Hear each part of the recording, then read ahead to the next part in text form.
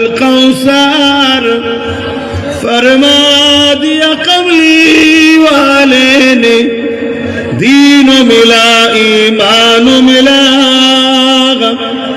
पढ़ने के लिए कुरान मिला। जो कुछ देने का था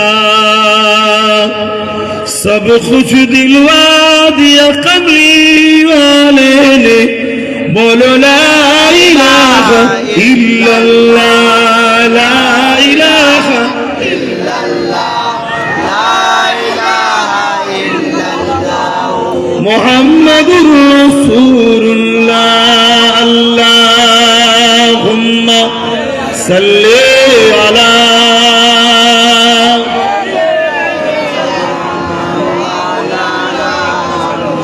वला आले।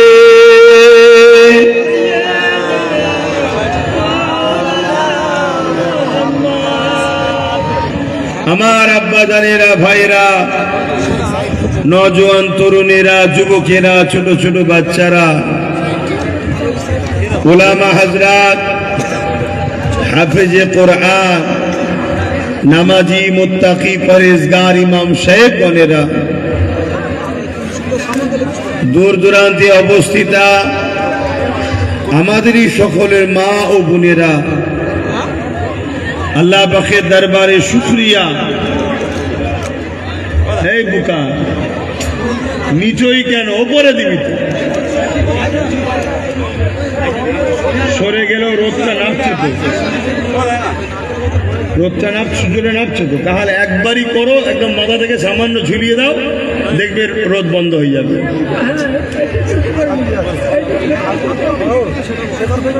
আমার মা বোনেরা, একটু পর্দা বজায় রাখুন। খুলে ফেলছো কেন?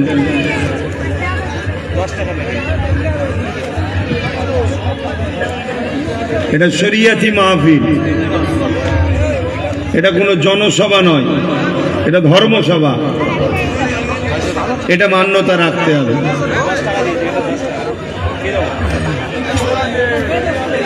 নিচুই কেন বানছে এরা? আর এত লোক উপর উঠছে কেন? সময় হলে নেবে চলে যাব। এমনি তো কোনো তালমাল ঠিক নেই।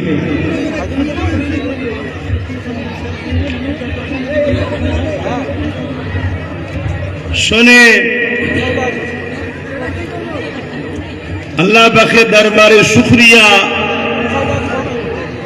তাম পৃথিবীতে যেভাবে ফিতনা ফাসাদ নতুন করে আবার শুরু হয়েছে, আবার সেই আবু জেহেল, উতবা, সাইবা, আবুল আহাবের মতো একদল জালিম, অত্যাচারী, স্বৈরাচারীরা যেভাবে মানবতার বিরুদ্ধে, নারীদের বিরুদ্ধে অত্যাচার, খুন খারাপি, রেপ, ধর্ষণ, জুলুম, অত্যাচার শুরু করেছে, আবার যেন মনে হচ্ছে নতুন করে জাহিলিয়াতপনা আসছে।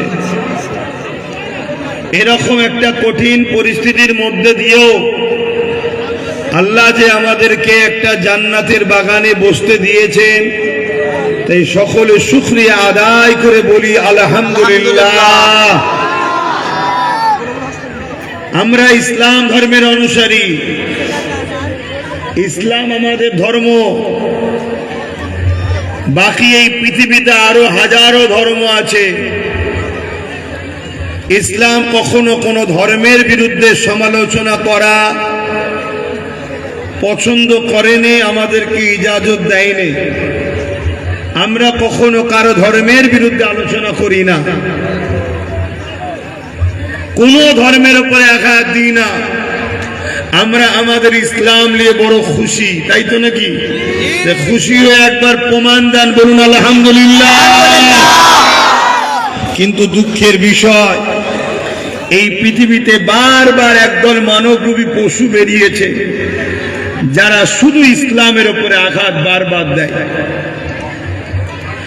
এটা নতুন নয়, আগেও ছিল, আজও আছে। ইসলামের বিরোধী তারা করে কেন? ইসলাম ইনসাফের নাম, ইসলাম ইনসানিয়াতের নাম, ইসলাম মানবতা শিখায়, ইসলাম প্রেম শিখায়, ইসলাম ভ্রাতৃত্ব শিখায়, ইসলাম ঐক্য শিখায়, ইসলাম সৌহার্দ্য শিখায়, ইসলাম সম্প্রীতি শিখায়, ইসলাম সর্বধর্মের মানুষকে সাহায্য করা শিখায়। ইসলাম শুধু দাড়ি টুপি নামাজ রোজা শিখিয়েছে তা নয়, এগুলো যেমন ব্যক্তি জীবনের জন্য ইসলাম দিয়েছে, তেমন সমাজ জীবনের জন্য ইসলাম নেশা মুক্ত সমাজ গড়ার কথা বলে। জোরে বলুন সুবহানাল্লাহ। ইসলাম দুর্নীতি মুক্ত সমাজের কথা বলে, ইসলাম জুলুম মুক্ত সমাজের কথা বলে, ইসলাম নারীদের এতিম বিধবাদের অধিকারের কথা বলে। তাই সেদিন আবু জেহেল ইসলামের বিরোধী করেছিল, আজকে আবু জেহেলের উত্তরসূরিরা ইসলামের বিরোধী করছে, ঠিক না বেঠিক? আজ আমেরিকা ইসলামের বিরুদ্ধে, ফ্রান্স ইসলামের বিরুদ্ধে ষড়যন্ত্র করেছে। আজকে তারাই বলতে বাধ্য হচ্ছে আগামী 40-45-এর মধ্যে আমেরিকা, ইউরোপ, দুনিয়া শাসন ও ক্ষমতা সংখ্যাগুরু হবে ইসলাম। জোরে বলুন সুবহানাল্লাহ। ইসলাম এমন একটা পাওয়ার, ইসলাম এমন একটা সত্য, একে কখনো দমিয়ে রাখা যায় না। কেন? ইসলামের বিরুদ্ধে যে লেগেছে আল্লাহ তাকে মিটিয়ে দিয়েছে, ইসলামকে আল্লাহ আগিয়ে নিয়ে গেছে। জোরে বলুন সুবহানাল্লাহ। নতুন করে আমার ভারতবর্ষে কিছু লোক ইসলামের বিরোধী করছে। কখনো কেউ বলছে ইসলাম মুক্ত ভারত চাই, আবার কখনো কেউ আমার বাংলার কলকাতায় বসে বলছে ইসলাম মুক্ত বাংলা চাই।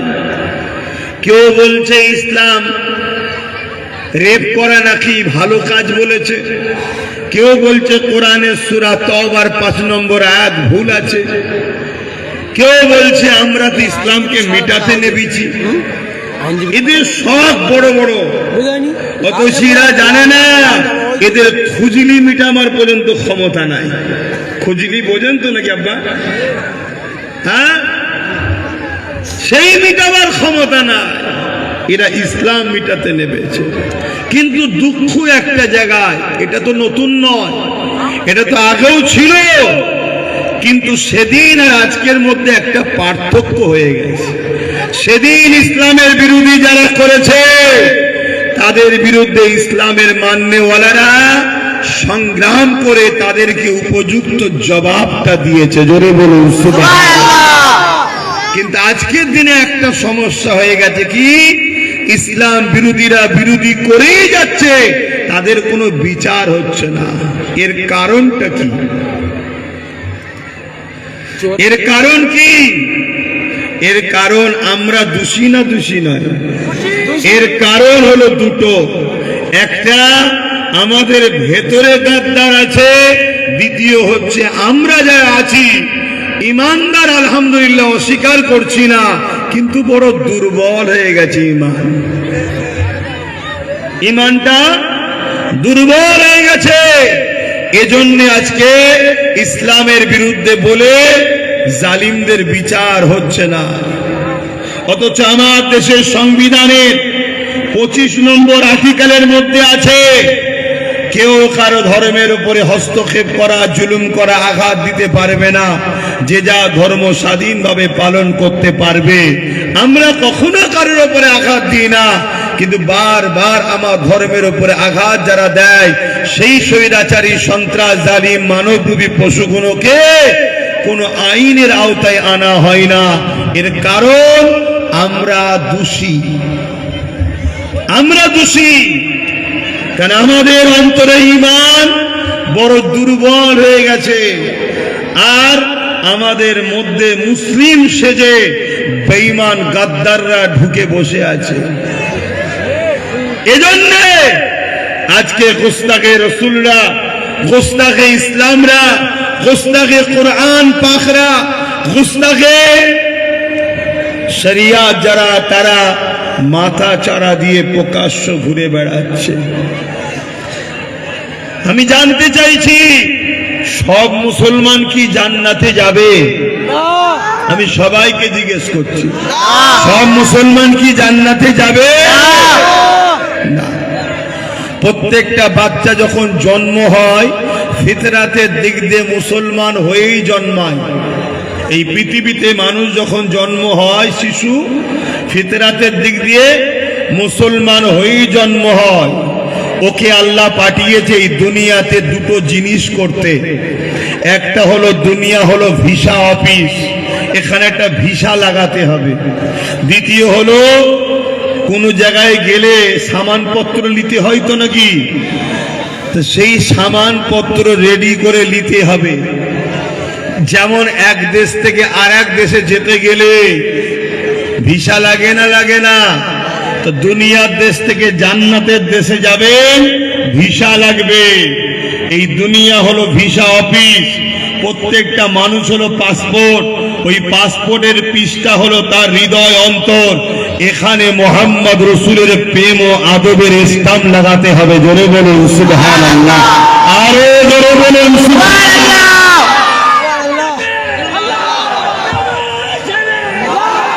ভাইরা আমার, এই ভিসা জিন্দাবাদ, পুরি ভিসা লাগাবার পর আপনি ভিসা যখন লেগে গেলেন আপনি যে কোনো দেশে যেতে পারবেন, যে দেশের ভিসা থাকবে। জান্নাতের ভিসা লাগানো হয়ে গেছে, আপনি যাবেন। কিন্তু এবারে জান্নাতের কোয়ালিটি আছে না নাই? আছে। যেমন দুনিয়ায় 7 স্টার 5 স্টার 3 স্টার কোয়ালিটি আছে না নাই? আছে। জান্নাতে খাজা হুজুরও যাবে ইনশাআল্লাহ, আমরাও যাব। দাদা হুজুরও জান্নাতে যাবে ইনশাআল্লাহ, আমরাও যাব। এখানে নবীর দুশমন কেউ নেই তো, তাহলে জান্নাত যাব ইনশাআল্লাহ। বলুন ইনশাআল্লাহ। এবারে কেউ মারধর খেয়ে যাবে, কেউ ডাইরেক্ট যাবে, কেউ ছাড় পেয়ে যাবে, কত ওটা পরের বিষয়। যাবে ইনশাআল্লাহ। যারাই নবীর প্রেমিক তারাই জান্নাতে যাবে। জোরে বলুন সুবহানাল্লাহ। তাহলে সেই জায়গায় খাজা হুজুর জান্নাতে যাবে আর আব্বাস সিদ্দিক ইনশাআল্লাহ যাবে। দুটোর কোয়ালিটি তো এক নয়। কি একই? তিনি অনেক বড় আল্লাহর আশিক, নবীর আশিক। তো এই জান্নাতে ভিসা যখন হয়ে যাবে, যাবে সবাই। এবারে কোয়ালিটি ভালো করার জন্য নেক আমল করতে হবে। জোরে বলুন সুবহানাল্লাহ। এই নেক আমলটা কি? মা আতাকুমুর রাসূল ফাখুযুহু ওয়া মা নাহাকুম আনহু ফান্তাহু। রাসূল যা আদেশ করেছে মানো, নিষেধ করেছে ছাড়ো। ছাড়াটাও যেমন নেক আমল, মানাটাও নেক আমল। মানতে হবে কোনটা? নবী যেটা মানতে বলেছে। ছাড়তে হবে কোনটা? নবী যেটা ছাড়তে বলেছে। এটাই হলো নেক আমল। এদের জন্য জান্নাতে মাকাম আল্লাহ বাড়াবে। জোরে বলুন সুবহানাল্লাহ, আরো জোরে বলুন সুবহানাল্লাহ। ভাই আমি বুঝতে পারছি আপনাদের জায়গার সমস্যা, হুড়োহুড়ি হচ্ছে, কিন্তু বাই চান্স একটু অন্যদিকে মন চলে গেলে এখান থেকে যদি একটা কথা স্লিপ হয়ে যায়, কথা বুঝে আসছে। আপনারা জানা ফলো করেন, আমার দুশ্মনরা আমাকে বেশি ফলো করে। আজকে এত লোক হয়তো এখানে বসে আছেন, জানা ওয়াজ শুনছেন, আপনার গ্রামে হয়তো 2-10টা আছে আরো বেশি কান খাড়া করে শুনছে। কথা বুঝে আসছে?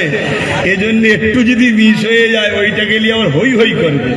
অ্যাকচুয়ালি আমার কিছু করতে পারবে না, কেন আমার অন্তরের খবর তো আল্লাহ জানে। ইজ্জত দিবার মালিক কে? আল্লাহ তো জানে বান্দা কি করছে। কিন্তু একটা সুযোগ দেওয়া হবে। জালিমকে সুযোগ দেবো কেন? হ্যাঁ, এই জন্যে একটু ভাই কথা কম বলেন, তাহলে আলোচনা করতে সুবিধা হবে। আর সময় তো কারো ইন্তজার করে না। আসলে নামাজ আছে, চারিদিকে মসজিদ আছে, নামাজ হবে। তাহলে কি বললাম? তাহলে রসুলের হায়ে হ্যাঁ, নবীর নায়ে না। নবীর আদেশকে মেনে নাও, নিষেধকে ছেড়ে দাও। এরাই হলো কামিয়াবি। সাহাবা হুজুরা আমার নবীকে মহব্বত করেছিলেন, তাদের ঈমান ছিল অনেক মজবুত। তাই কেউ অন্যায় করলে রেহাই পেত না। ইসলাম কখনো কোনো ধর্মের বিরুদ্ধে লড়াই করেনি। আমার ভূমিকাগুলো প্রথম শুনেলেন। ইসলাম কখনো কোনো ধর্মের বিরুদ্ধে, হিন্দুদের সঙ্গে কোনো ঝগড়া আমাদের, আদিবাসীদের সঙ্গে, দলিতদের সঙ্গে নয়। তারা কি করছে না করছে ভুল ঠিক জবাব কে নেবে? আল্লাহ। কিন্তু আমাদের লড়াই যে আমার ধর্মের বিরোধী করবে আর আমার ধর্ম মানে মানবতা, আমার ধর্ম মানে ইনসাফ, আমার ধর্ম মানে ইনসানিয়াত, আমার ধর্ম মানে নারীর অধিকার, আমার ধর্ম মানে খোদার্থকে খানা খাওয়ানো, অর্থাৎ খোদার্থ যে খানা কাটবে তার বিরুদ্ধে ইসলাম লড়াই করবে। জোরে বলুন সুবহানাল্লাহ। যে নারীর অধিকার হরণ করবে ইসলাম তার বিরুদ্ধে যুদ্ধ করবে। জোরে বলুন সুবহানাল্লাহ।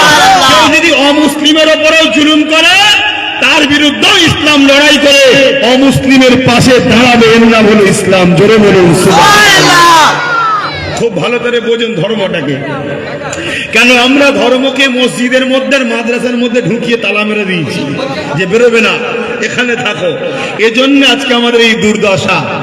অথচ আল্লাহ কোরআনে বলছে লাকাদ কানা লাকুম ফি রাসূলিল্লাহি উসওয়াতুন হাসানা, সবথেকে উত্তম ভালো মডেল হলো আমার রাসূল।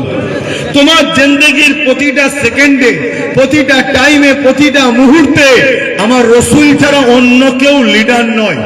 আমরা কোনো পীর মানি না, কোনো মুফতি মানি না, কোনো মুহাদ্দিস মানি না, আমরা একমাত্র একজনকেই মানি, যিনি হলেন হাবিবুল্লাহ। জোরে বলুন সুবহানাল্লাহ। এবারে বলবেন তাহলে পীর মানতে বলেন, ইমাম মানতে বলেন, যে পীর, যে ইমাম, যে মুফতি, যে মাওলানা রাসূল আমাদেরকে দেয় তাকে আমরা সম্মান করে, তাজিম করে উস্তাদ বলে মানি। জোরে বলুন সুবহানাল্লাহ। কোন পীরের কথা আমরা মানি না, কোন পীরের কথা আমরা মানি না। হ্যাঁ, উলিল আমর মুজাদ্দিদ যারা হয় তাদের মত পথ থাকে, তাদের মত পথটা কি? কোরআন হাদিসকে সহজ করে আমাদের কাছে দেওয়া, সেই আল্লাহ ও রাসূলেরই কথা। জোরে বলুন সুবহানাল্লাহ। তাহলে ইসলাম হলো কিতাবুল্লাহ আর হাবিবুল্লাহ, কিতাবুল্লাহ আর হাবিবুল্লাহ। আর কিতাবুল্লাহ হাবিবুল্লাহকে সহজ করে আমাদের কাছে যেটা দেওয়া হয়েছে সেটা হলো ইজমা ও কিয়াস। কথা মাথায় ঢুকছে? মূল হলো কিতাবুল্লাহ আর হাবিবুল্লাহ, কোরআন শরীফ আর মুহাম্মদ সাল্লাল্লাহু আলাইহি ওয়াসাল্লাম। তো সাহাবা হুজুরদের যে প্রেম, যে আদব ছিল সেটা আমাদের মধ্যে দুর্বল হয়ে গেছে। এজন্য আজকে জালিমরা ঘুরে বেড়ায়। আহা, আরে মুসলমান চেনো কে মুমিন আর কে মুনাফিক।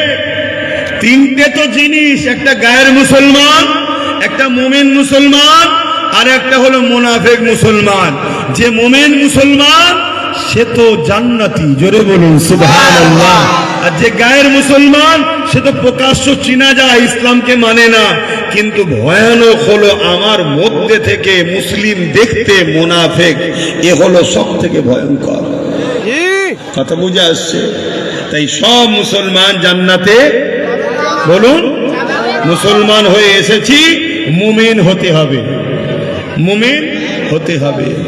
আল্লাহ নবী তাই জানিয়ে দিলেন লা ইউমিনু আহাদুকুম হাত্তা কুনা হাব্বা ইলাইহি বিওয়ালিদিহি ওয়া ওয়ালাদিহি ওয়ান নাসি আজমাইন।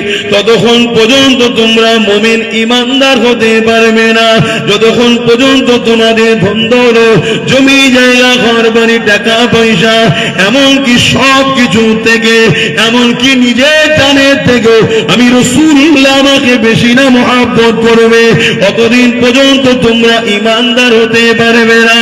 ওই মাহফিলে হযরত ওমর ফারুক ছিলেন, তিনি উঠে বললেন, ইয়া রাসূলুল্লাহ, হাবিবাল্লাহ, আমি সবকিছু থেকে আপনাকে বেশি ভালোবাসি, ইল্লা মিন নাফসিন, জানের থেকে নয়। আল্লাহ নবী বললেন, ওমর হবে না, জানের থেকে বেশি ভালোবাসতে হবে। হযরত ওমর ফারুক কিছুক্ষণ পরে উঠে দাঁড়িয়ে বললেন, ইয়া রাসূলুল্লাহ, হাবিবাল্লাহ, আমি ওমর দাওয়া দিচ্ছি, আমি আমার জানের থেকে বেশি আপনাকে ভালোবাসি। যুবকেরা, তরুণেরা, দাড়িটা ঈমান নয়, ঈমানের মধ্যে দাড়ি, টুপিটা ঈমান নয়, ঈমানের মধ্যে টুপি, নামাজটা ঈমান নয়, ঈমানের মধ্যে নামাজ, জুব্বাটা ঈমান নয়, ঈমানের মধ্যে জুব্বা, মসজিদ বানানো ঈমান নয়, ঈমানের মধ্যে মসজিদ বানানো, কোরআন পড়াটা ঈমান নয়, কোরআন পড়াটা ঈমানের মধ্যে, ভালো কাজ করাটা ঈমান নয়, ঈমানের মধ্যে ভালো কাজ। এই যুবকেরা মন দিয়ে বুঝুন, দাড়ি, টুপি, নামাজ, রোজা, কোরআন তিলাওয়াত ভালো কাজ, এগুলো ঈমানের মধ্যে, ঈমান কিন্তু নয়। ঈমানটা কি? জানের থেকে বেশি বিশ্বাস করে, ভালোবেসে, রাসূলকে রাসূল জেনে, আদবের সাথে ভালোবেসে মেনে নিবার নাম হলো ঈমান।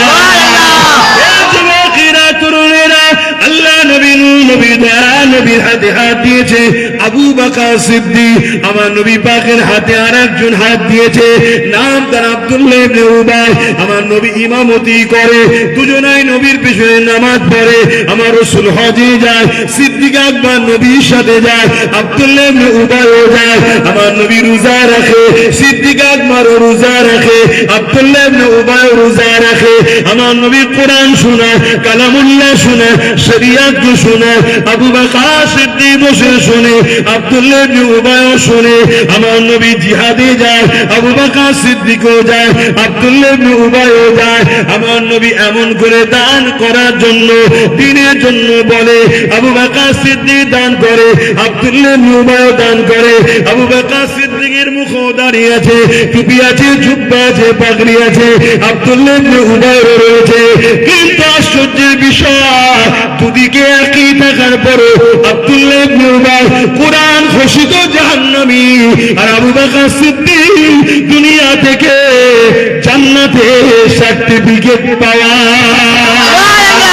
আরো জোরে বলুন আল্লাহু আকবার, আল্লাহু আকবার, জিন্দাবাদ, জিন্দাবাদ, জিন্দাবাদ, জিন্দাবাদ।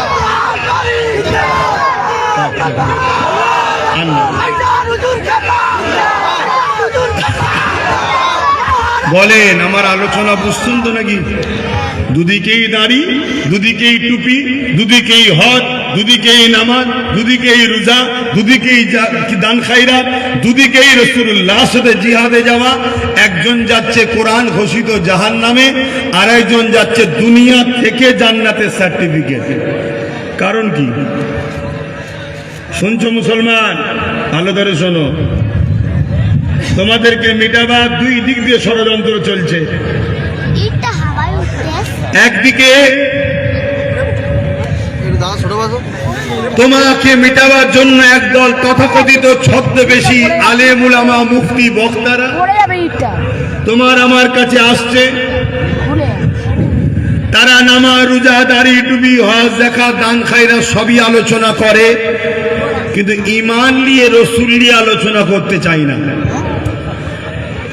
এরপরও কিছু যুবক আছে, তারা তো জলসার কাছেও আসে না, তো ওইগুলোকে খারাপ করবে কি করে? তাদেরকে আবার গান, যাত্রা, ফাংশন, খেলা মেলার নামে নিয়ে গিয়ে তাদেরকে আবার শেষ করছে।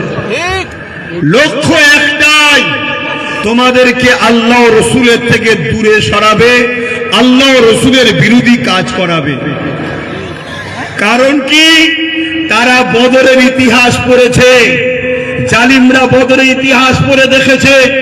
বদরে মাত্র 313 জন ছিল, না ঘোড়া ছিল, না উট ছিল, না হাতি ছিল, না অস্ত্র ছিল, খাজুরের ডাল নিয়ে লড়েছে। অপরদিকে 313 জন অস্ত্রধারী সুসজ্জিত যোদ্ধা, এরপরও 1000 জন 313 জনের কাছে পরাজিত হতে বাধ্য হয়েছে। জোরে বলুন সুবহানাল্লাহ। ইতিহাস জালিমরা পড়েছে। যুগে যুগে লড়াই, যতক্ষণ আমাদের সংখ্যা কম ছিল, যখন আমাদের সংখ্যা কম ছিল, যুগে যুগে যুগের ইতিহাস আমরা প্রত্যেকবার বিজয় লাভ করেছি। জোরে বলুন সুবহানাল্লাহ। অথচ আমার হাতে ম্যান পাওয়ার ছিল না, অস্ত্র পাওয়ার ছিল না, ম্যান্ডেট পাওয়ার ছিল না, রাজ পাওয়ার ছিল না, তারপরও বিজয় আমরা লাভ করতাম। কেন? আমাদের কাছে সুপার পাওয়ার, পারমাণবিক শক্তি থেকেও পাওয়ার মোহাম্মদ রসুল আমাদের হৃদয়ে ছিল, তাই জিততাম আমরা। জোরে বলুন সুবহানাল্লাহ। বিজয় তো নবীর জন্য, সবকিছু তো নবীর জন্য। আজ উম্মতে মুহাম্মাদি তোমার আমার হৃদয় থেকে নবীকে বার করে দেওয়া হয়েছে। তুমি খেয়াল করে দেখো, তোমার বেঈমান কাফের চোর নেতার জন্য তুমি ঝগড়া করো, কিন্তু তোমার রাসূলুল্লাহর জন্য ঝগড়া করেছো? এই মুসলমানদের মধ্যে অনেকে বুথ দখল করে, মারপিট করে, চুরি করে, মাথা ভাঙে, কেস দেয়। কি জন্য ভাই? না আমার কাফের নেতা, বেঈমান নেতা, চোর নেতা, চরিত্রহীন নেতা, আলকাটা মাতাল নেতা, তার জন্য মারপিট করে। কিন্তু আজকে আমার রাসূলুল্লাহ দ্বীনের উপরে কত বড় বড় কথা বলছে, কেউ আমরা কোন রকম ভাবে কোন চিন্তায় আছি? কেন আমাদের দিল থেকে হুজুরকে বার করা হয়েছে? আসো, আমি চেষ্টা করছি তোমাদের দিলে হুজুরকে ঢুকাবার।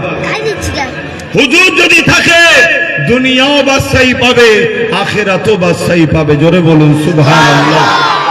100 বছর আমাদের এই হাল। 100 বছর আগে কিন্তু আমাদের এই হাল ছিল না। যুগে যুগে আমাদের বিরুদ্ধে লোক মাথাচাড়া দিয়েছে, কিন্তু আমাদের মোকাবেলায় বেশি গুণ টিকে থাকতে কেউ পারেনি। চিঙ্গিস খান নাম শুনেছেন তো নাকি? বিরাট সুপার পাওয়ার, যার নাম শুনলে আজও লোক আতঙ্কে কাঁপে, কিন্তু একটা 22 বছরের যুবকের কাছে চিঙ্গিস খানকে মাথা নত করতে আল্লাহ বাধ্য করে দিয়েছিল। জোরে বলুন সুবহানাল্লাহ। কেন যুবকটার 22 বছর বয়স হতে পারে, তার দিলে হুজুরের এত মহব্বত ছিল, এত ইশক ছিল, সেই পাওয়ারের কাছে চিঙ্গিস খান মাথা নত করে দিয়েছে। আজ থেকে 100 বছর আগে সুলতান আব্দুল হামিদ সাহেব রহমতুল্লাহ আলাইহি, তিনার হাতে পাওয়ার ছিল। সেই পাওয়ারে তৎকালীন সময় আমেরিকা, ব্রিটেন, ফ্রান্স সব আমাদের কাছে এসে হাত বেঁধে দাঁড়িয়ে থাকতো। আর সুলতান আব্দুল হামিদ কে ছিল? তাহাজ্জুদ পড়া শাসক ছিল। 5 ওয়াক্ত তো পড়তেই পড়তো, তাহাজ্জুদ পড়তো। ঈশান নামাজের পর রাজকাজ বন্ধ করে শেষ করে 500 বার দরুদ না পড়ে কোনোদিন ঘুমোতেন না। জোরে বলুন সুবহানাল্লাহ। আর মুসলমানদের বর্তমান নেতাকে বলুন, আমার নেতাগুলো বর্তমান কে? একটা নেতা বলছে ইসলামে নাকি হিংসা আছে, ইসলাম অশান্তি, সন্ত্রাসবাদ। কথা বুঝছেন না, বোঝেন না? একটা মুসলমান নেতা বলছে দিল্লি চলে যাও। কি গো, মুসলমান আমাদের নেতা না? নেতা নয়? হ্যাঁ, তা বলুন আমাদের কপাল ফাটবে না তো কাদের ফাটবে? হ্যাঁ, এজন্যই তো রসুল বললেন, আমার উম্মত বাঁচতে যদি চাও 3টে জিনিস রেখে যাচ্ছি, কিতাবুল্লাহ, সুন্নতে রসুলি ও আহলে বাইতি। আহলে বাইতির কথা বলে রসুল বলেছে শত শেষ কিয়ামত পর্যন্ত উম্মত কুরাইশ বংশের বাচ্চার নেতৃত্ব মানবে। জোরে বলুন সুবহানাল্লাহ। এতদিন কুরাইশ বংশের বাচ্চা আপনাদের ধর্মীয় নেতৃত্ব দিচ্ছে, দাদা হুজুর তার আওলাদরা দিয়ে আসছে না? নাই। এসব কুরাইশ বংশের বাচ্চা রাজনীতিতে কেউ নেতৃত্ব দিত না। নতুন করে এক কুরাইশ বংশের বাচ্চা বেরিয়েছে, একটা বাচ্চাই সবার ঘুম হারাম করে দিয়েছে। তাহলে উচিত তার পিছনে দাঁড়ানো দরকার আছে না? না। তো যাক, আমি ওইদিকে শুধু টাচ দিলাম, পরে আসছি আবার। অসুবিধা হচ্ছে গরমে? তো মন দিয়ে শোনে। তাহলে সেদিন আমাদের সংখ্যা কম ছিল, আমাদের বিজয় ছিল। তাই বড় প্ল্যান হচ্ছে আমাদের ভেতর থেকে নবীকে বার করে নেওয়া। ইতিহাসে বাদা সাক্ষী দেয় আল্লাহ নবীর জন্য সাহাবা হুজুরদের কেমন ঈমান ছিল। এ না জোয়া তরুণেরা, আল্লাহ নবী বললেন বাবা সাহাবারা, জালিমরা সংগঠিত হয়েছে, ইসলামের উপরে আঘাত দেবে, মুসলমানদের উপরে আঘাত দেবে, ইসলামের উপরে আঘাত দেবে। বাবা সাহাবারা, কার কি মাল আছে নিয়ে এসে আমি রাসূলুল্লাহ আমাকে দাও বাবা, দাও, আল্লাহ রাস্তায় দান করো বাবা। সাহাবা হুজুরদের যা আছে তা দিতে লেগেছে। আল্লাহ নবীর দরবারে একজন মা চলে এসেলে, কোলে একটা ছোট্ট বাচ্চা রয়েছে। বাচ্চা যখন কোলে থাকে, কত ছোট বাচ্চা বুঝে নেয়। এইরকম ছোট বাচ্চাকে নিয়ে ওই মা রাসূলুল্লাহ দরবারে চলে আসলে, আল্লাহ নবীকে সালাম দিলে। আল্লাহ নবী বললেন, মা আপনার কি খবর, এখানে কিছু বলবেন নাকি? ওই মহিলা বলল, ইয়া রাসূলুল্লাহ হাবিবাল্লাহ, শুনলাম নাকি আপনি ইসলামের জন্য মাল নিচ্ছে, জালিমদের মোকাবেলা করার জন্য। জালিমরা ইসলামের উপরে আঘাত করবে, তার ডিফেন্সের জন্য আপনি তৈরি হচ্ছে। আল্লাহ নবী বললেন, হ্যাঁ মা, কিন্তু সেটা পুরুষদের জন্য, মহিলাদের তো লড়াইয়ের ব্যাপার না। আল্লাহ নবী কই মা বলেছিলেন, ইয়া রাসূলুল্লাহ হাবিবাল্লাহ, আমার স্বামী না, এই একটাই বাচ্চা রয়েছে, এই বাচ্চাকে নিয়ে আমি মা বেঁচে আছি। ইয়া রাসূলুল্লাহ হাবিবাল্লাহ, আমি বড় গরীব, আমার দিবার মতো কিছু নাই। এ যুবক মন দিয়ে শোনো, ইসলামে যদি উপকার করতে নাও পারো, ক্ষতি যেন করে ফেলো না। আল্লাহ ছাড় দিয়েছে, ছেড়ে দেয়নি। আল্লাহ নমরুদকে ছেড়েছিল, ছাড় কিন্তু দেয়নি। ফিরআউনকেও ছেড়েছিল, ছাড় কিন্তু দেয়নি। ইজিপ্টকেও ছেড়েছিল, ছাড় কিন্তু দেয়নি। মনে রেখে দিও, অনেক কষ্টের বিনিময়ে আজকে তোমাদের টেক বাজাতে ইসলাম এসেছে, মন্দির বাজার থানাতে ইসলাম এসেছে, পশ্চিম বাংলাতে ইসলাম এসেছে। আজ চারিদিকে কিভাবে দেখো, মসজিদ গুলো ভাঙছে, মাদ্রাসা গুলো ভাঙছে। এর থেকে হাজারো জুলুম আগে হয়েছে, কিন্তু সমস্ত জুলুমকে বুক চিতিয়ে দিয়ে লক্ষ মায়ের সন্তানেরা নিজেদের জীবন দিবার পরে তোমার টিক বাজাতে আল্লাহর নামের আওয়াজ হচ্ছে, তোমার টিক বাজাতে তোমরা আল্লাহ পেয়েছো, তোমার টিক বাজাতে মসজিদে আজান হচ্ছে, তোমার টিক বাজাতে আলেম ওলামা মাদ্রাসা রয়েছে। আজ তুমি যদি মনে করো ৫ ওয়াক্ত নামাজ পড়ে আমি বিশাল বড় ধার্মিক হয়ে গেছি, তুমি কিছুই করতে এখনই পারোনি। কেননা যার জন্য কাবা অপেক্ষায় থাকতো, সেই হোসাইনকে কারবালার ময়দানে গিয়ে এই দিনকে জিন্দা করার জন্য নিজের ঘর থেকে মাথাকে আলাদা করে দিতে হয়েছে। আজকে তুমি মনে করছো আমি রোজা রেখে বিরাট ধার্মিক হয়ে গেছি। না না না, আল্লাহর কোরআন জানিয়ে দিল, কুনতুম খায়রা উম্মাতিন উখরিজাত লিন-নাস তা'মুরুনা বিল মারুফ ওয়া তানহাউনা আনিল মুনকার। অন্যায়কে মিটাবার নাম ইসলাম, ন্যায়কে প্রতিষ্ঠিত করার নাম ইসলাম। নামাজ পড়েছেন, রোজা রেখেছেন, হজ করেছেন, দাড়ি করেছে, এটা যেমন আপনি ভালো কাজ নাই করেছে। অপরদিকে অন্যায়কে মিটাতে হবে, অন্যায় দেখলে রুখে দিতে হবে। কেমন যদি না রুখতে পারে, তাহলে ইসলামের অর্ধেক মানলেন না, আপনার কামিয়াবি হবে না। এ যুবকেরা, তরুণীরা, বাবেরা, তাই বলে দিয়ে যায় আমার নবী পাককে সাহাবা হুজুররা কেমন ভালোবাসতো। ওই মহিলা বলতে লাগলো, ইয়া রাসূলুল্লাহ, হাবিবাল্লাহ, আমি বড় গরীব, আমার দিবার কিছু না, আমার স্বামীও না ইন্তেকাল হয়ে গেছে, কিন্তু হুজুর আপনাকে ভালোবাসি, আল্লাহকে ভালোবাসি, আর বিপদের সময় আপনার পাশে দাঁড়াবো না, কেমন মহব্বত। ইয়া রাসূলুল্লাহ, হাবিবাল্লাহ, এই বাচ্চাটাকে আমি ওই লড়াইয়ের ময়দানের জন্য দান করতে চাই।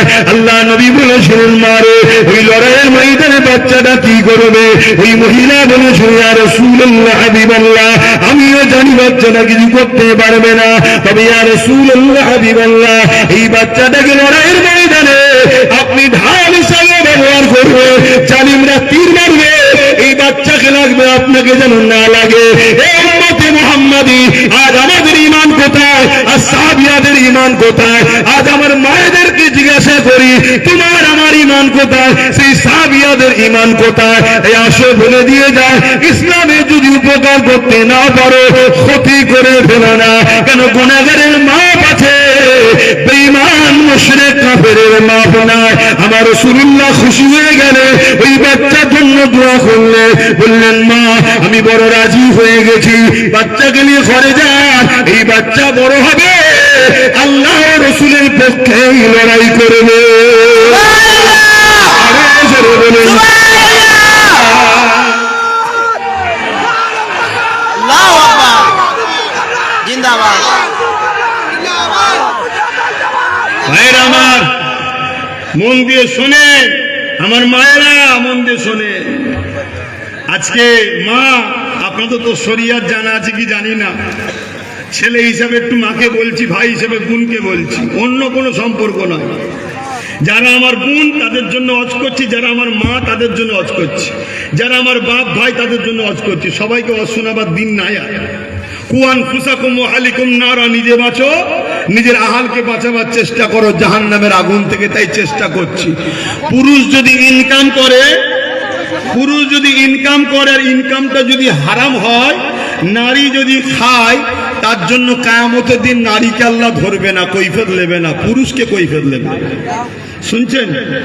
কিন্তু হারাম ইনকাম যদি কেউ করে, তার দোয়া আল্লাহর দরবারে কবুল হবে না। জোরে বলেন।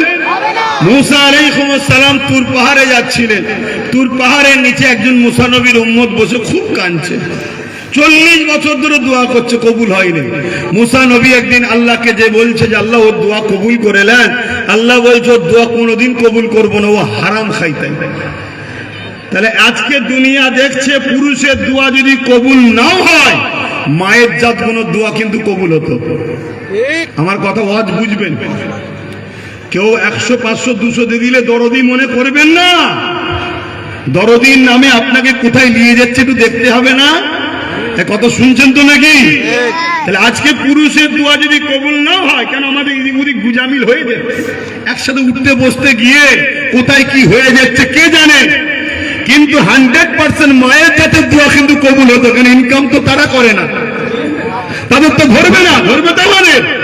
কিন্তু আজকে দেখুন দরদি সেজেছে, কিন্তু মূলত আমাদেরকে শেষ করার জন্য 1000-1200 টাকা ভিক্ষা দিচ্ছে। ওটা ইনকাম টাকার, পুরুষের না নারীর? ওই টাকার জন্য কৈফিয়ত কাকে দিতে হবে? নারীকে। এ আমার মায়ের জাত, তোমার এই ভিক্ষাতে তোমার বাচ্চার শিক্ষা শেষ হয়ে গেল, তোমার এই ভিক্ষাতে তোমার বাচ্চার চাকরি শেষ হয়ে গেল, তোমার এই ভিক্ষাতে 1000-1200 চলবে তো? উপরন্ত তুমি আখিরাতে কেমন ভাবে জড়াচ্ছ দেখো।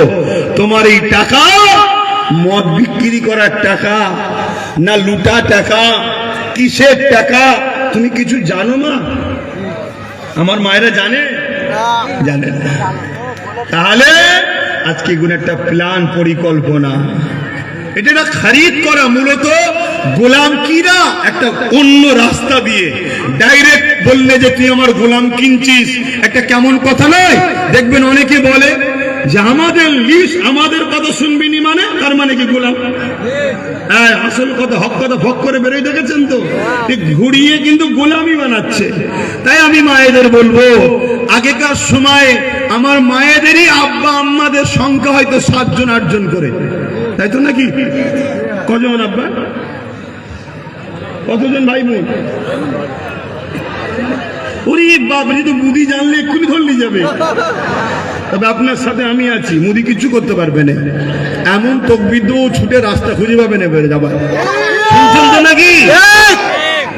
তাহলে এই যে 7জন 8জন 10জন 12জন করে, কোনদিন শুনেছেন কোন বাচ্চা না খেতে পেয়ে শুকিয়ে ছিল?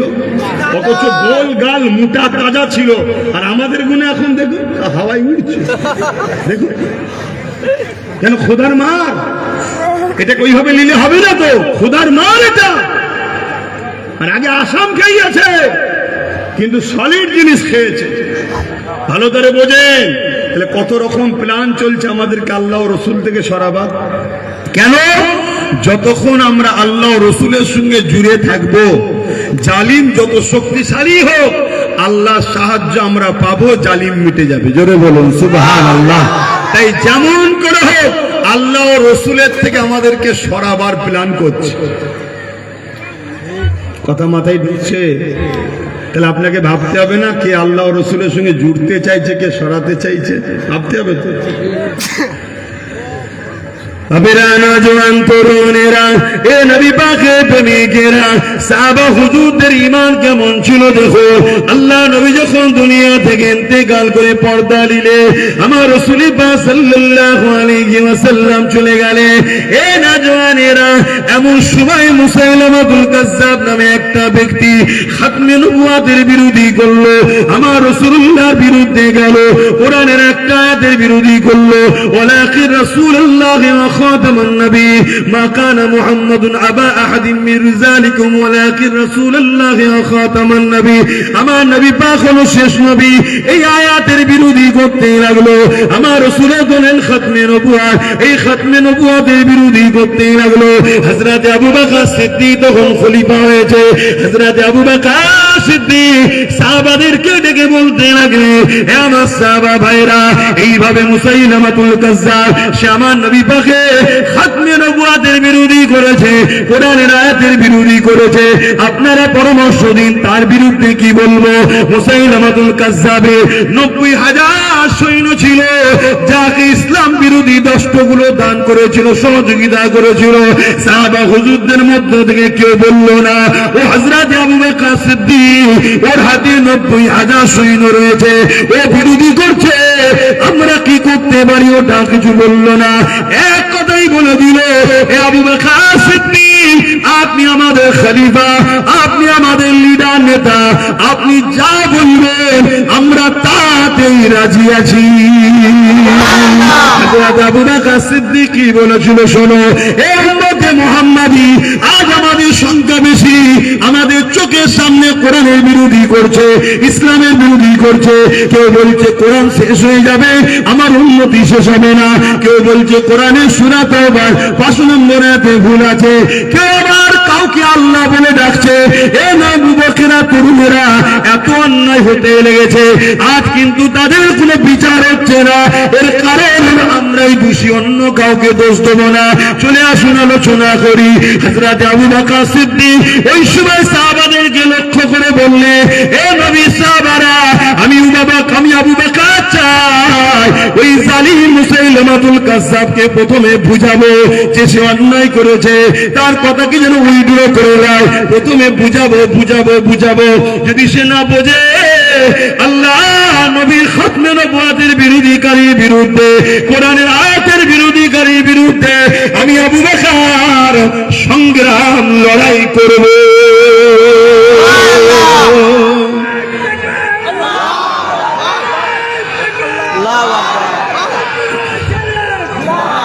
তাহলে প্রথম কথা হলো কি?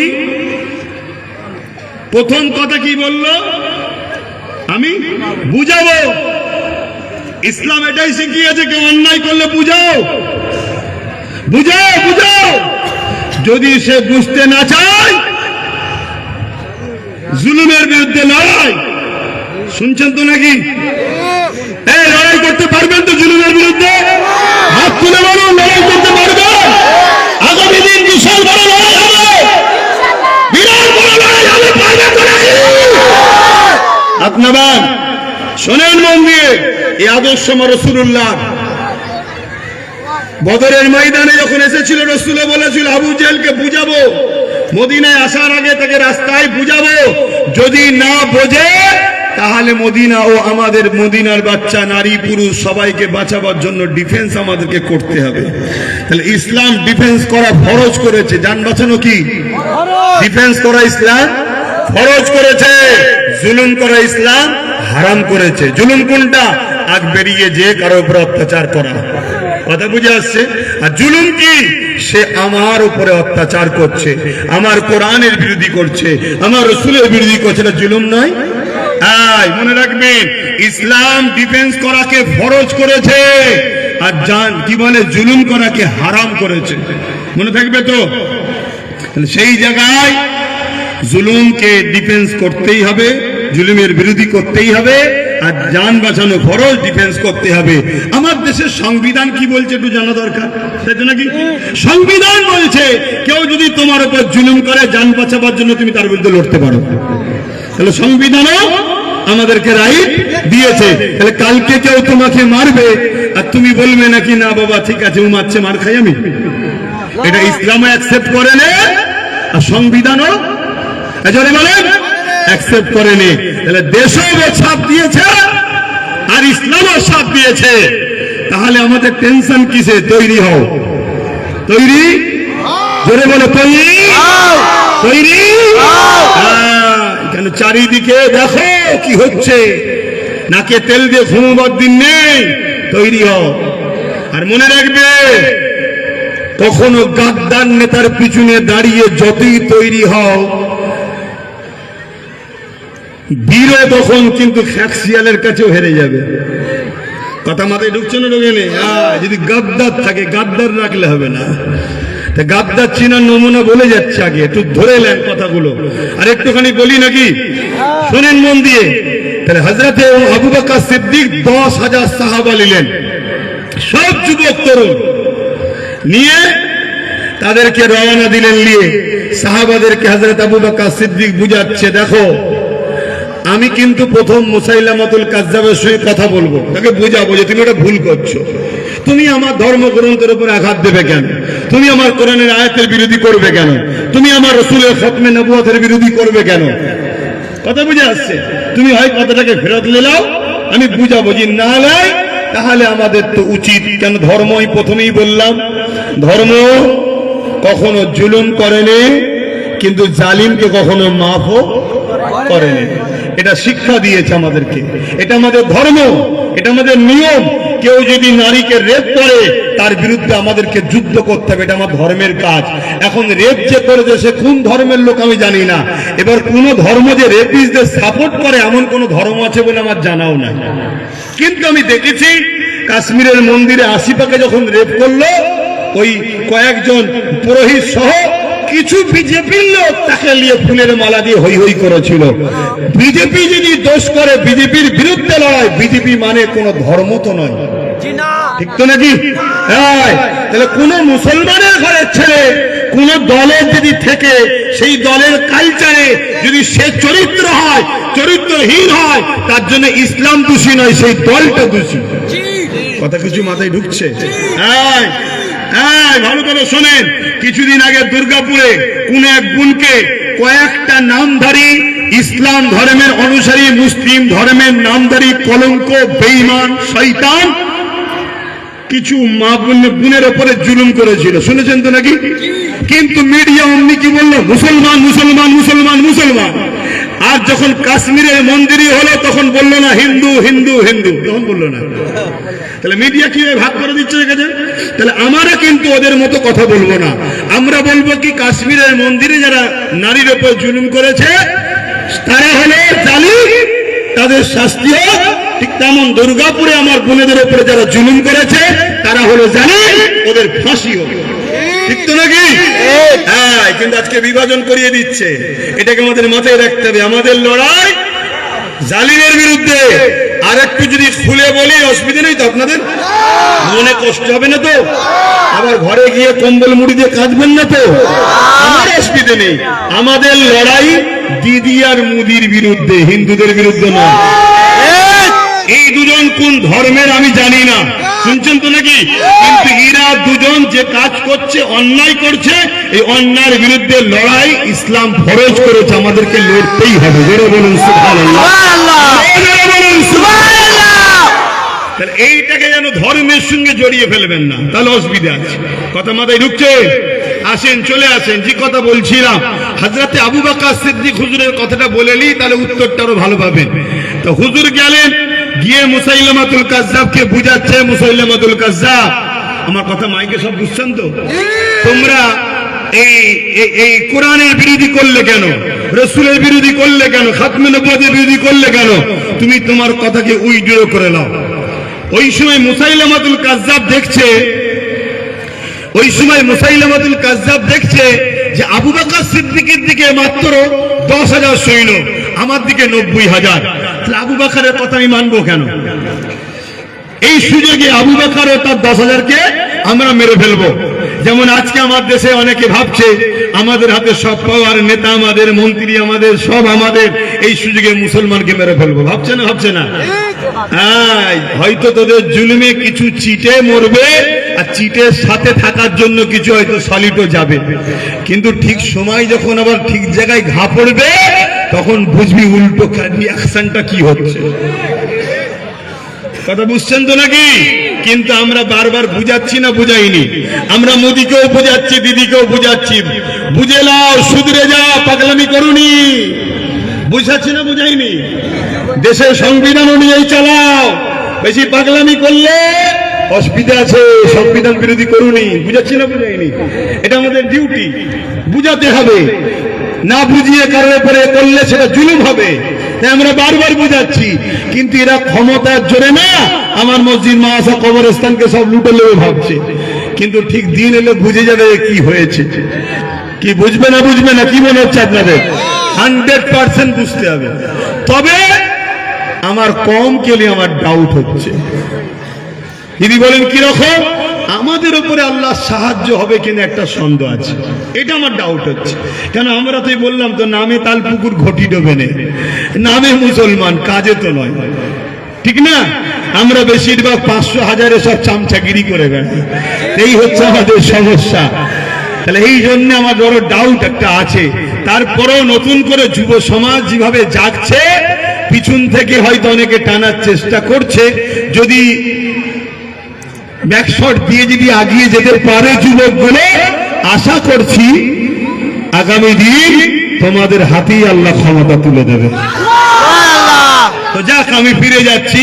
হযরত আবু বকর সিদ্দিক রাদিয়াল্লাহু তাআলা আনহু বুঝাচ্ছে, ও কিছুতে শুনছে না, কেন ওর মধ্যে ঘোড় আছে। আমার হাতে 90,000, আবু বকরের 10,000। তা হঠাৎ করে ইশারা করে দিল তার সৈন্যদের ঘরে।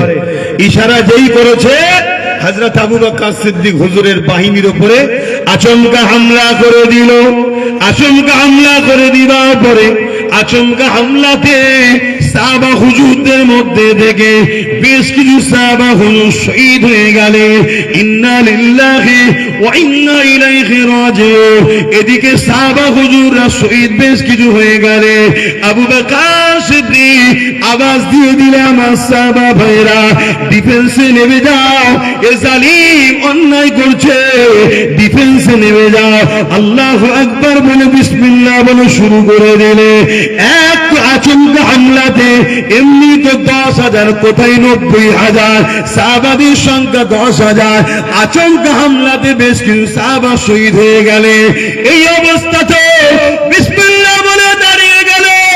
ইমানদার তো একই বলে, ইমানের পাওয়ার তো একই বলে, শত শেষ রেজাল্ট একটু নিয়ে যান।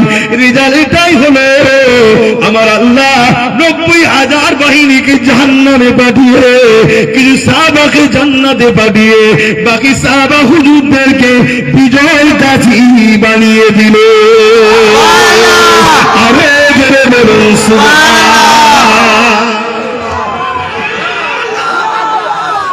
আরে জোরে জোরে বলো না, আরে দিবা, আরে দিবা, তুমি বলো লব্বাইক ইয়া রাসূলুল্লাহ, লব্বাইক ইয়া হাবিবাল্লাহ, লব্বাইক ইয়া রাসূলুল্লাহ, লব্বাইক ইয়া হাবিবাল্লাহ। নারে দিবা, দ্বীন ইসলাম, দ্বীন ইসলাম, কুরআন ও সুন্নাহ, কুরআন ও সুন্নাহ। নারে দিবা, নারে দিবা, লব্বাইক ইয়া রাসূলুল্লাহ। দাদা পীরের হক সিলসিলা, দাদা পীরের সিলসিলা আহলে সুন্নাত ওয়াল জামাত। নারে দিবা।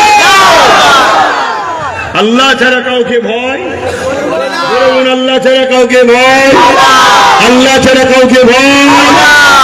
হ্যালো, হায় রে উম্মত, বাঁচার জন্য চেষ্টা করছো? হ্যাঁ, হ্যাঁ, সাহাবারা বাঁচার চেষ্টা করতো না, সাহাবারা কম্পিটিশন করত শহীদের মাকামটা পাবার জন্য। জোরে বলুন সুবহানাল্লাহ। কেন মরণ তো হবে, কুকুরও মরে, ছাগলও মরে, গরুও মরে, অনেক চোর নেতাও মরেছে, এগুলোও মরবে না, সারা জীবন থাকবে? আরে নাই 200 বছর বাঁচবে, মরবে তো, মরবে। কিন্তু একটা হকের পক্ষে, ন্যায়ের পক্ষে, সত্যের পক্ষে, মানবতার পক্ষে, আল্লাহর সৃষ্টির পক্ষে, রসুলের পক্ষে, আল্লাহর পক্ষে, ইসলামের পক্ষে মরণ হওয়া, এটা খুব খুব নসিব ওয়ালারাই পায়। জোরে বলুন সুবহানাল্লাহ। হযরত আবু বকর সিদ্দিক কি দেখালো? 10,000 আচমকা হামলায় কিছু ক্ষতি, তারপরেও বিজয়। তাহলে আজকের দিনে আমাদের চোখের সামনে এত মুসলমান, সারা ভারত জুড়ে 60 কোটির কাছাকাছি মুসলমান, আমার বাংলায় 4.5 কোটির কাছাকাছি মুসলমান।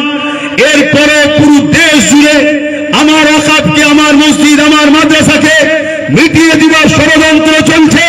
আমার মসজিদ, আমার কোরআনের নামে মিথ্যাচার হচ্ছে।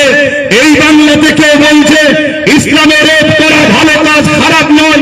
ইসলামের নামে এত বড় মিথ্যাচার করলে তার নামে মামলা হলো, এখনো তাকে বন্দী করা হলো না।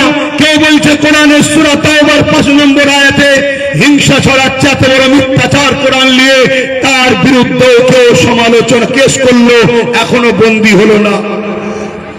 আমি জানতে চাইছি এই উম্মতে মুহাম্মাদি এর কারণ কি? এর কারণ হচ্ছে আমাদের ঈমান দুর্বল হয়েছে। শুনছেন তো নাকি? এর কারণ এটাই, এর কারণ জালিমরা বুঝে নিয়েছে এ মুসলমান, এরা দেখতে ধানের মতো, ভেতরে সেই চালটা নেই। এ মুসলমান দেখতে, এদের ভেতরে সেই জজবা, সেই জুনুন, সেই সত্যের পক্ষে লড়াইয়ের জীবন দিবার সেই চাহাত, সেই প্রেম, সেই স্বপ্ন নেই। কিন্তু জালিমদেরকে এটাও জানিয়ে দিই, উম্মতে মুহাম্মদ যদি সংখ্যা লাগে না, একটা মঈনুদ্দিন আজমিরি যথেষ্ট ছিল। আগামী দিন মঈনুদ্দিন আজমিরির কিছু উত্তরসূরি তৈরি হবে, তারা এই জালিমদেরকে মিটিয়ে ছাড়বে ইনশাআল্লাহ। আপনাদের কাছে জানতে চাই, আমার রাসূল পাক সাল্লাল্লাহু আলাইহি ওয়াসাল্লাম আমাদের কাছে জানের থেকে বেশি প্রিয়, হ্যাঁ কি না? বলছেন প্রিয়, একটু হাত তুলে দেখান, হাত তুলে দেখান। আলহামদুলিল্লাহ। তাহলে আজ আপনারা কথা বলে কেউ রাসূল পাক সাল্লাল্লাহু আলাইহি ওয়াসাল্লামের দ্বীনের ক্ষতি করবে, আপনি তাকে সাথ দেবেন। আপনি কি নবীকে জানের থেকে বেশি ভালোবাসেন? কথা কি সত্য হলো? তাহলে আপনি তখন কি করছেন? মুনাফিকি করছেন। একদিকে বলছেন ভালোবাসি, আর একদিকে নবীর দ্বীনের দুশমনকে সাথ দিচ্ছেন। একে কি বলা হয়? মুনাফিকের ঠিকানা প্রকৃত ইসলামের দুশমনের থেকে, মুনাফিকের শাস্তি প্রকাশ্য ইসলামের দুশমনের থেকে বেশি না কম? জোরে বলুন, বেশি না কম? তাই দুনিয়াতেও মার খাচ্ছি, আখেরাতেও মার খাবার জন্য তৈরি হন। যদি বলেন না আমি মুনাফিক নই, তাহলে আপনাকে প্রমাণ দিতে হবে। দিতে রাজি আছেন? জোরে বলুন, দিতে রাজি আছেন? তাহলে আজ আপনার কাছে একটা কথা বলি, মন দিয়ে শোনেন। আল্লাহ নবী বললেন, মুসলিম শরীফের হাদিস, অন্যায় দেখলে হাত দিয়ে রাখো, অন্যায় দেখলে হাত দিয়ে রাখো। যদি হাতে অন্যায়কে রুখতে না পারো, দ্বিতীয় নমুনা হলো অন্যায়ের বিরুদ্ধে প্রতিবাদ করো মুখ দিয়ে। যদি প্রতিবাদ করতে না পারো, অন্তর থেকে ঘৃণা করে দূরে সরে যাও। এই অন্যায় থেকে ঘৃণা করে যারা দূরে সরবে, তাদেরও ঈমান আছে। রাসূল বলছেন এই ঈমানটা বড় দুর্বল, কমজোর ঈমান। কথা বুঝে আসছে? অর্থাৎ ঈমান আছে না নাই, এই তিনটে বৈশিষ্ট্যের মধ্যে কোনো একটা যদি না পাওয়া যায়, তার মানে তার মধ্যে ঈমান নাই। নাম্বার 1 বৈশিষ্ট্য, কেউ মসজিদ, মাদ্রাসা, কবরস্থান, ঈদগাহ, খানকাকে ভাঙবে, সে নাই করছে না অন্যায় করছে? কেউ বলবে কোরআন শেষ হয়ে যাবে, আমার উন্নয়ন শেষ হবে না, সে নাই করছে না অন্যায় করছে? কেউ বলবে কোরআনের 5 নম্বর আয়াতটা হিংসা ছড়াচ্ছে, এই কোরআনের নামে 4-5 মূর্খ মিথ্যাচার করবে, সেটা নাই করছে না অন্যায় করছে? তাহলে বলুন, কেউ অন্যায় করলে তোমার মধ্যে তিনটে নমুনার মধ্যে একটা যেন পাওয়া যায়, অন্যায়কারীকে হাত দিয়ে অন্যায় রোখো। যদি হাত দিয়ে রুকার নমুনা নাই, কমসে কম মুখ দিয়ে প্রতিবাদ করে। যদি মুখ দিয়ে প্রতিবাদেরও নমুনা না থাকে, অন্তর থেকে ঘৃণা করে, আর তাও যদি নমুনা না থাকে, তাহলে তার মধ্যে ঈমান আছে কই? শুনছেন? একটু আওয়াজ দেবেন তোরে বাবা। শুনছেন? তাহলে এবারে বলো, কেন্দ্র সরকার 2025 ওয়াকফ কালা কানুন করেছে, যে কানুন দ্বারা মুসলমানদের কবরস্থান, মুসলমানদের মসজিদ মাদ্রাসা, মুসলমানদের ঈদগাহ, মুসলমানদের খানকা, হাজার হাজার বছরের ঐতিহাসিক সম্পদগুলোকে কেন্দ্র সরকার ভেঙে দখল করে নিয়ে প্রমোটিং করে কোটি কোটি টাকা বিক্রি করার কর্পোরেটদের হাতে চেষ্টা করছে। আমার মসজিদ, মাদ্রাসা, কবরস্থান ভেঙে দেবে। এটা কি আপনারা চান? এই কাজ কি তারা ঠিক করছে? একটু আওয়াজ দেবেন, ঠিক করছে? এটা অন্যায় না? অন্যায় না? রাসূল বললেন অন্যায়কে হাত দিয়ে, কেন্দ্র সরকারের বিরুদ্ধে হাত দিয়ে রুখতে হবে না? হবে না? যদি হাত দিয়ে রুখতে না পারে, মুখ দিয়ে প্রতিবাদ করতে হবে না? হবে না? যদি মুখ দিয়ে প্রতিবাদ করতে না পারে, অন্তর থেকে ঘৃণার দরকার আছে না? না। এই তিনটে না করে যদি কোন মুসলমান কেন্দ্র বিজেপিকে ভোট দেয়, তার কি ঈমান আছে মনে হয়? আমি এই কথাটা প্রথম বলেছিলাম, এই কথাটাকে কেটে বাদ দিয়ে দিয়েছে মুনাফিকরা, দিয়ে পরের অংশটুকু ছেড়েছে। পরে কি বলেছি শুনবেন? হাত তুলে বলুন, শুনবেন? পরে বলেছি, সেই কেন্দ্র সরকারের বিরুদ্ধে আন্দোলন করলে রাজ্য সরকার বলছে দিল্লি চলে যাও, এখানে আন্দোলন নয়। সেই কেন্দ্র সরকারের বিরুদ্ধে আন্দোলন করলে রাজ্য সরকার বলছে আমি সব থেকে বড় দুশমন হব, আর আমার মুসলিম ভাইয়েরা যারা মসজিদের পক্ষে আন্দোলন করছে তাদেরকে মিথ্যা কেস দিচ্ছে। এবং আজকে কি দেখছি, কেন্দ্র সরকারের সে আইনকে রাজ্য সরকার মেনেছে না মানে নেই? তাহলে এ মসজিদের দুশ্মন না দুশ্মন নয়? কেন্দ্র সরকার মসজিদ ভাঙছে, রাজ্য সরকার ভাঙছে না ভাঙে না? কেন্দ্র সরকার মাদ্রাসা ভাঙছে, রাজ্য সরকার দুর্গাপুরে বন্দিজনদের মাদ্রাসা ভাঙছে, কেন্দ্র সরকার দিল্লিতে ঈদগাহ দখল করছে, রাজ্য সরকার নদিয়াতে ঈদগাহ দখল করছে বন্দিজাত দিয়ে। তাহলে এরা দুজন ইসলামের সম্পদের মসজিদ মাদ্রাসা ইসলামের দুশ্মন হ্যাকি না? তাহলে রাসূল বললেন অন্যায় দেখলে হাত দিয়ে রেখে, যদি হাত দিয়ে রুখতে না পারে মুখ দিয়ে প্রতিবাদ করে, যদি মুখ দিয়ে প্রতিবাদ করতে না পারে অন্তর থেকে ঘৃণা করে, ঘৃণা না করে কেউ যদি দিদি মুদিকে ভোট দেয় সেই মুসলমানের ঈমান আছে মনে হয়? বলবেন আছে না? শেষ কথা জিজ্ঞেস করছি, মিশকাত শরীফের হাদিস, আল্লাহ নবী বলছেন কেউ জালিম জানার পরে কোন মুসলমান যদি তার সাথ দেয় ওই মুসলমান ইসলাম থেকে বেরিয়ে যাবে। যে ইসলাম থেকে বেরিয়ে যায় তার ঈমান থাকে? আমি এবারে জানতে চাইছি, আল্লাহকে ভয় করেন তো? সত্য কথা বলবেন তো? হাত তুলে সাক্ষী দেন কেন্দ্র সরকার জালিম না জালিম না? তারা জালিম বলে মানেন? হাত তুলে, হাত লম্বা করে তুলবেন। একে অপরের পাশে দেখুন কেউ হাত তুলতে বাকি আছে কি? কেউ বাকি আছে কি দেখুন। কেউ বাকি থাকলে তার সঙ্গে ঝগড়া করবো না, আমরা শুধু চিনে নেব। হাত তুলুন লম্বা করে। হাত তুলেছে? কেউ বাকি আছে? হাত নাবা। কেউ যদি বাকি থাকে তার সঙ্গে ঝগড়া করবেন নাকি? না, ইসলাম ঝগড়া করা শিখায়নি। শুধু জেনে নেব এই মুদির লোক আমাদের মধ্যে ঢুকে আছে। হয় মুসলমান ঘরে, ভালো ঘরের ছেলে, বাপের রক্ত ভালো, বাপ মাও ভালো, কিন্তু বড় হয়ে ও কপাল ফাটা বেঈমান হয়ে গেছে, ঠিক তো নাকি? আর নয় এটা ভাববো বাপও ভালো কিন্তু চাষ অন্যজন করে দিয়েছে, এছাড়া অন্য কিছু হতে মুসলমানের বাচ্চা গান শুনতে পারে, ফাংশন যাত্রা যত রকম খুশি পাপ চুরি করে করতে পারে, তার মা বাঁচে, কিন্তু মুসলমানের খুন কখনো দিনের সঙ্গে গাদ্দারি করতে পারে না। কথা মাথায় ঢুকছে না? কথা মাথায় ঢুকলো? দ্বিতীয় নম্বর কথা, তাহলে জালিমকে সাথ দিলে ইসলাম থেকে বেরিয়ে যাবে। এবারে বলুন, রাজ্য সরকার মমতা ব্যানার্জির যে সরকার রাজ্যে, জালিম না জালিম না? হাত তুলে সাক্ষী দান করা জালিম বলে মানছে? জালিম না জালিম না? হাত লম্বা করে তুলে রাখো। আশপাশে দেখুন কেউ হাত তুলতে বাকি আছে কি? দেখুন কেউ থাকলে ঝগড়া করবে না, শুধু চিনে নেবে। হাত তুলে রাখেন, দেখুন কেউ বাকি আছে কি? হাত নামান। যদি কেউ বাকি থাকে জানবেন ও মসজিদ মাদ্রাসার দুশ্মনদের সাথে সাথ দিয়েছে। নবীর হাদিস অনুযায়ী ও যদি ভালো রক্তেরও হয় কিন্তু ইসলাম থেকে বেরিয়ে গেছে।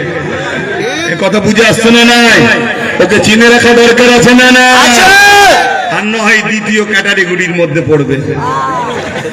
কথা মাথায় ঢুকছে না? ঢোকে না? দুটোর মধ্যে একটা, 3 নম্বর কোনো অপশন নেই। এবারে বলুন, তাহলে আমার সঙ্গে আপনারা একমত তো? হ্যাঁ, এবারে বলুন, কাউকে যদি ভোট দেওয়া হয় তাকে শক্তিশালী করার জন্য না হারাবার জন্য? ভোট কি জন্য দেয়? শক্তিশালী। তাহলে কেউ যদি বলে কেন্দ্র সরকারও জালিম, রাজ্য সরকারও জালিম, এরপরও যদি ভোট দেয় তার মানে কি? জুলুম, তাকে শক্তিশালী করতে চাইছে না চাই না? চাই। রাসূলুল্লাহর হাদিসে ইসলাম থেকে বেরিয়ে যাবে। তাহলে আপনারা বলুন, দিদি মোদিকে ভোট দেবেন? তারা বলছেন না। আরো একবার সাক্ষী দেন। হাত লম্বা করে তোলেন। সাক্ষী দিচ্ছেন? সাক্ষী দিচ্ছেন? দেবেন না তো? এখানে কেউ বাদ নেই তো? দেবেন না তো? আপনারা এবারে একটা প্রশ্ন থাকতে পারে, কি রাসূল বলছে কাউকে যদি কোনো নিষেধ করো তাহলে তাকে সঠিকটাও দাও। এই কথা শুনছেন না শোনেন না? তাহলে আমি জিজ্ঞেস করব, ওয়াকাফ বাঁচাবার জন্য আমাদের চেষ্টা করা দরকার আছে না নাই? ওয়াকাফ বাঁচবে কিভাবে আপনাদের কি মনে হয়? আচ্ছা, এই ওয়াকাফ নিয়ে বললে আপনাদের আপত্তি নেই তো? ওয়াকাফ যদি চলে যায়, ভারতের মুসলমান শোনো, তোমরা আর ইসলামের অস্তিত্ব রাখতে পারবে না। ওয়াকাফটাই মানে মসজিদ, ওয়াকাফে মাদ্রাসা, ওয়াকাফে কবর। যদি সেইগুলোই না থাকে তার মানে তো তোমায় বলবে তোরা রিসেন্ট এসেছিস, তোদের কি আছে বল? কথা মাথায় ঢুকলো? তাহলে ওয়াকাফটা বাঁচাবার জন্য রাস্তা কি আছে বলো? আমি বলবো, আমার নজরে দুটো রাস্তা আছে। যদি তোমাদের কিছু থাকে বলবে, আমি সেটাও প্রচার করব।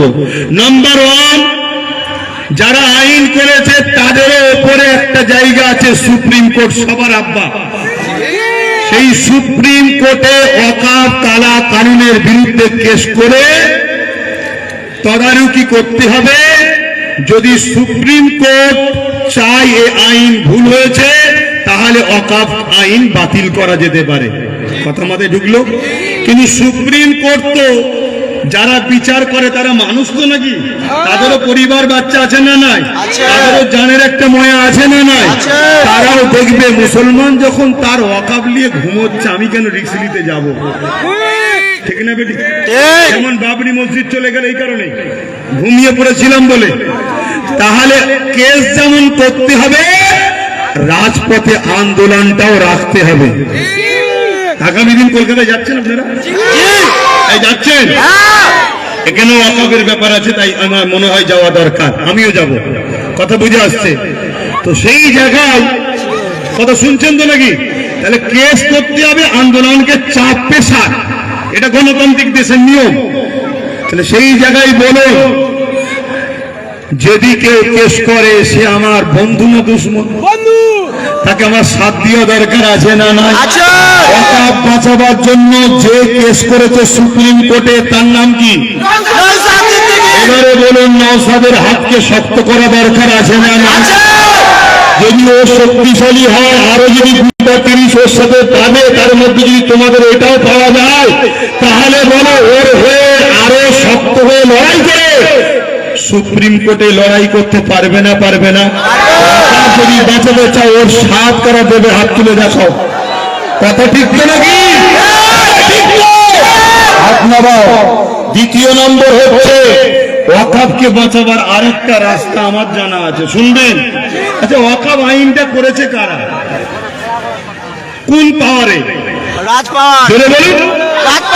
আমরাও যদি ওই পাওয়ার তৈরি করতে পারি, তাহলে আমরা আবার আইন করব, ওই আইন ভুল, এটা লাগু করে আমার ওয়াকাফকে ফিরিয়ে নেব। রাজ পাওয়ারের দরকার আছে না?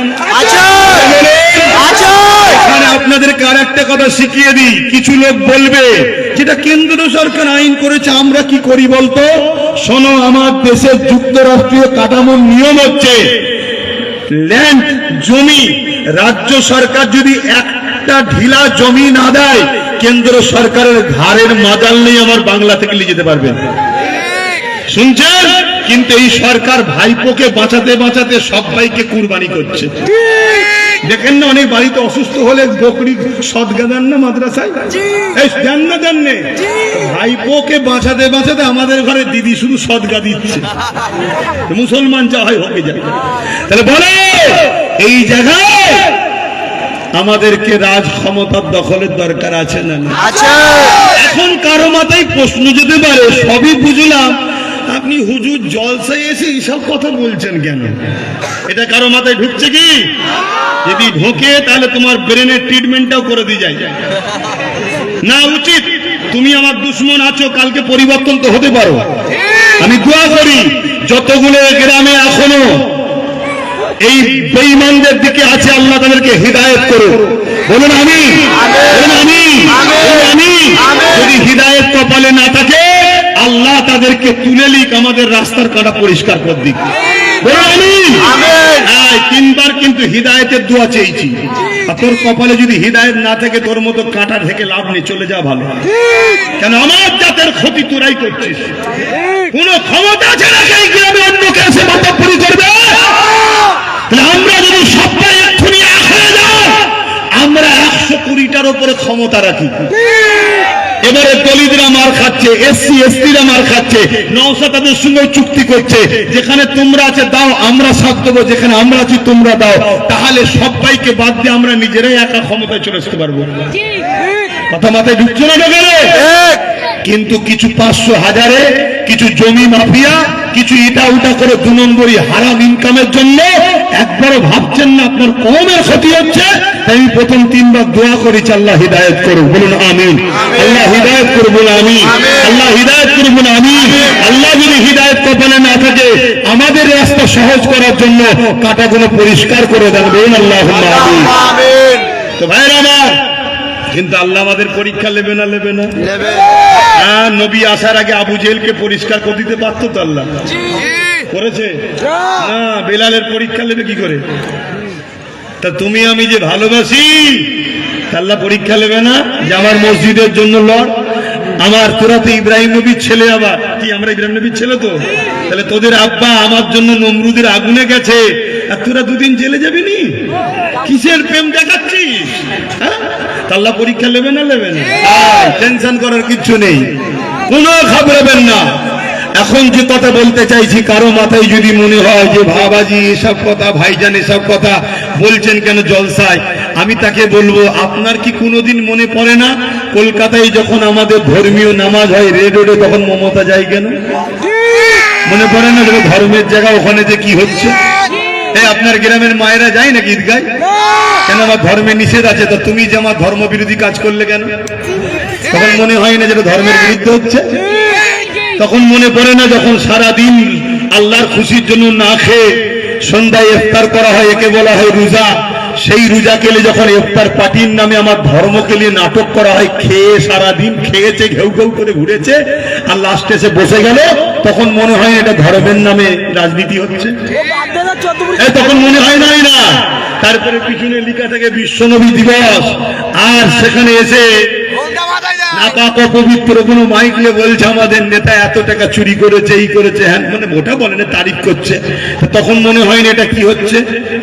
মনে পড়ে না যখন এই রাজ্য সরকারের এক এমএলএ নির্মল মাঝি না মমতাকে বলছে মমতা নাকি আমাদের আল্লাহ, বলুন নাউজুবিল্লাহ। তখন মনে পড়ে না যেটা অন্যায় হচ্ছে?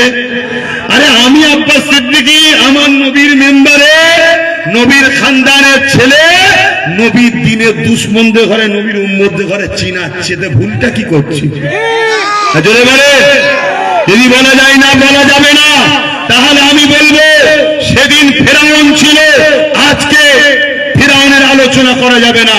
সেদিন নমরুদ ছিল ইসলামের বিরুদ্ধে, তার আলোচনা করা যাবে না। আরে সেদিন ফেরাউন ছিল, মুসা নবী ছিল, তোমরা কোন দিকে? সেদিন নমরুদ ছিল আর ইব্রাহিম নবী ছিল, তোমরা কোন দিকে? সেদিন এজিদ ছিল, হোসাইন পাক ছিল, তোমরা কোন দিকে? সেদিন পৃথ্বীরাজ ছিল, গরিবে নওয়াজ ছিল, তোমরা কোন দিকে? সেদিন হতবাদ আকবর ছিল, আর আমার মুজাদ্দ আল পেসানি ছিল, তোমরা কোন দিকে? সেদিন ব্রিটিশ হুকুমত ছিল জুলুমের দিকে, আর আমার আবু বকর ছিল রাসূলুল্লাহর দিকে, তোমরা কোন দিকে? মোদি জালিমের দিকে, তোমরা কোন দিকে? এই তো কথা রে বাবা, কেন আমার দিকে নয়? কারা আমার দিকে আছে একটু হাত তুলে দেখো, আমার দিকে কে? এটা মাথায় রেখে দিও। তো ভাইরা আমার, এই তো দুটো লাইন, এটা শয়তানের, এটা রহমানের। যুগে যুগে এই লড়াই হয়েছে না হয়নি? সেই দিন মুসা নবী ফেরাউনের বিরোধী করেছে না করেনি? এই নবী নমরুদের বিরোধী করেছে না করেনি? এজিদের বিরোধী করেছে না করেনি? আমার মুজাদ্দেদ জামান ব্রিটিশের বিরোধী করেছে না করেনি? আজকে তার উত্তরসূরি হিসাবে জালিমের বিরোধী করবো তো? হিসাব দেবেন।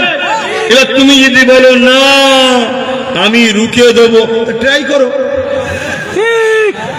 আমার আল্লাহ যদি তোমাকে দিয়ে আমাকে রুখতে চাই, রুখে দেবে আল্লাহ।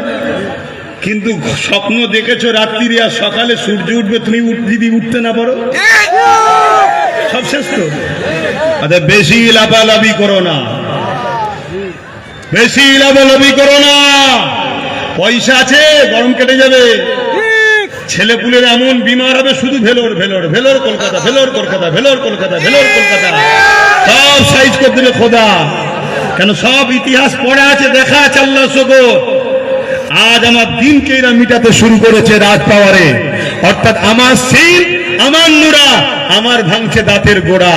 এই সিল নোড়া কাটতে হবে না? হবে না? আমার মায়েদের উদ্দেশ্যে শেষ কথা, আম্মা, বোনেরা, ভাই হিসাবে বোনকে, ছেলে হিসাবে মাকে, মুরগি পোষেন তো, চাল খাওয়ান তো, কেন আন্ডা দেবে ডিম? তাই তো নাকি? আবার ওই মুরগি চাল টাল খেয়ে মোটা হবে, ঠিক সময় আবার জবাই করবেন কুটুম এলে। হ্যাঁ, তা আপনাদের ঘরেও চাল খাওয়ানো হচ্ছে আন্ডা ভোট দিবার জন্য, আর সময় যখন আসবে আবার শেষও করবে। তাতে ভিক্ষা নয়, কথা বুঝে আসছে? মাথায় রেখে দিও, আমার দিনের ক্ষতি করছে। তা একটা ধর্মগুরু হিসেবে দিনের পক্ষে বলবো না বলবো না? তাই তো, এটা তো আমার জায়গা, আমার জায়গা, আমার মসজিদের দুশ্মনের বিরুদ্ধে বলবো না? হ্যাঁ, আসেন সালাম দেবো। ইয়া নবী সালাম আলাইকা ইয়া রাসূল, সালাম আলাইকা ইয়া হাবিব, সালাম আলাইকা, সালামতুল্লাহ আলাইকা। এই সানসেটে উঠেছো, পড়ে পড়ে যেওনি, সাবধানে থাকো, বেঁচে থাক বাবা, বেঁচে থাক, লড়াইয়ে খদ্দের পারবে, দরকার আছে না নয়? আল্লাহ সব বাড়িয়ে দিক, বলুন আমি। আল্লাহ ইমানের জোশ ক্ষমতা বাড়িয়ে দিক, বলুন আমি। হ্যাঁ ভাইরা আমার, এই যে দাঁড়িয়ে আমরা সালাম দিই, এই যে আমাদের মধ্যে একটা মতনৈক্য আছে। আমার কিছু মুসলিম ভাই আছে, তারা দাঁড়িয়ে সালাম দেয় না। কথা শুনছেন? আমার কিছু মুসলিম ভাই আছে দাঁড়িয়ে সালাম দেয় না। আচ্ছা, যারা দাঁড়িয়ে সালাম দেয় না তাদের বিরুদ্ধে আমরা কোনো ফতোয়া দিই না? দিই না। আমি তাই সবাইকে লক্ষ্য করে বলবো, এই মসজিদ, মাদ্রাসা, কবরস্থান, ঈদগাহ, খানকা, এটা দেওবন্দি হোক, ফুরফুরা হোক, বেরেলি হোক, জৌনপুরি হোক আর তাবলিগ